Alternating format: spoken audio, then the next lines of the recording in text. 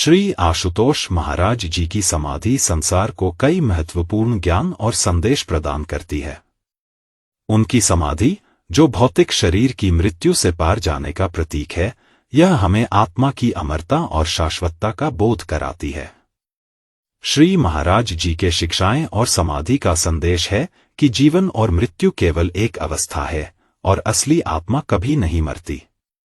आध्यात्मिक जागरण। श्री महाराज जी की समाधि से यह संदेश मिलता है कि हमें आत्मिक जागरण की ओर अग्रसर होना चाहिए। वे हमेशा कहते थे कि आत्मा अमर है और यह हमारा उद्देश्य है कि हम अपनी आत्मा को पहचानें और उसकी वास्तविकता को समझें।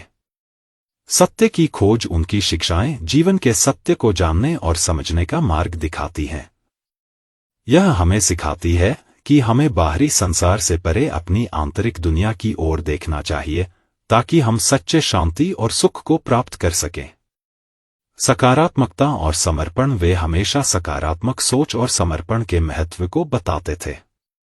उनकी समाधि यह दिखाती है कि समर्पण और सेवा के द्वारा ही हम जीवन में उच्चतम उद्देश्य को प्राप्त कर सकते हैं। स्वयं की पहचान। वे अपने शिष्यों को यह भी सिखाते थे कि आत्म साक्षात्कार और आत्मज्ञान के माध्यम से ही हम जीवन में सच्ची सफलता प्राप्त कर सकते हैं।